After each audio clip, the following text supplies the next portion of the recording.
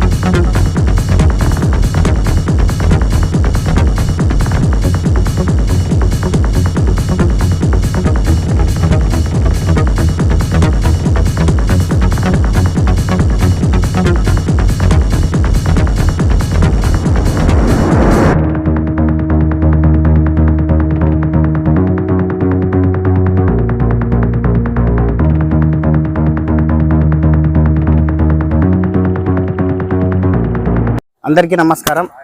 రంజాన్ మాసం పురస్కరించుకొని శ్రీ క్రీస్తు శిశులు హైటెక్ గైబూసా గారి జ్ఞాపకార్థం దివ్యాంగులకు నూతన దుస్తువులను పంపిణీ చేయడం జరుగుతుంది.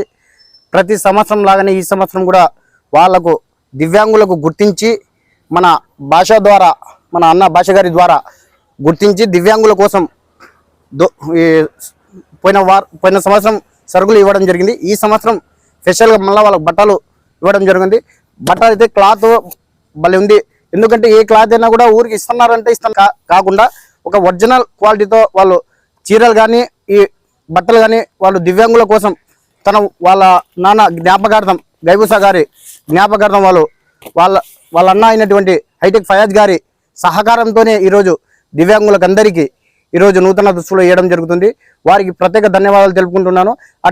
అట్లాగే హైటెక్ గైబూసా గారికి దివ్యాంగులు తరఫున వాళ్ళు కూడా శ్రద్ధాంజలి ఘటించుకుంటున్నాము. ఎందుకంటే వారి జ్ఞాపకార్థం దివ్యాంగులకు అందరికీ ఎప్పుడో వెళ్ళవేళలా వాళ్ళు హైటెక్ ఫయాజ్ వారి ఆధ్వర్యంలోనే దివ్యాంగులకు ముందుండి ఏదానికైనా మేము ఉన్నాము మీకు అండగా అన్నట్టు వాళ్ళ అన్నగారు మనకు తోడ్పాటు చాలా సంతోషంగా ఉంది. ఇటువంటి సేవా కార్యక్రమాలు ఇంకా తోచినంత వాళ్ళు చేయాలని మనస్ఫూర్తిగా దేవుని కోరుకుంటున్నాను. Thank you. అందరికీ నమస్కారము.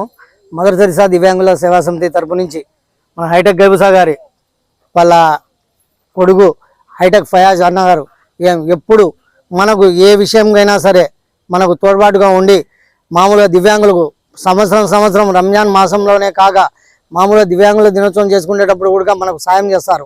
అట్లాగనే పోయిన సంవత్సరం గుడ్డలు బట్టలు ఇచ్చినారు, అట్లాగనే సరుకులు ఇచ్చినారు. ఈ సంవత్సరం కూడా నేను పోయేసి అన్నగారితో కలిసి మాట్లాడి అన్నా ఏమైనా ఈ సంవత్సరం కూడా మనం ఏమైనా చేస్తాము అంటే సరేలే భాష అట్లే కానీలే మనం చేస్తాము, దానికి ఏం బాధ లేదు, ఏం కావాలనో అడుగు అని అంటే ఏదో నా మీ తోసిన కాడికి ఇవ్వండి, బట్టలు ఇస్తాము, ఏదో పండగ పూట వాళ్ళు వీళ్ళు ఏదో తొడుక్కుంటారు, మన పేరు చెప్పుకుంటారు అని చెప్పినాం.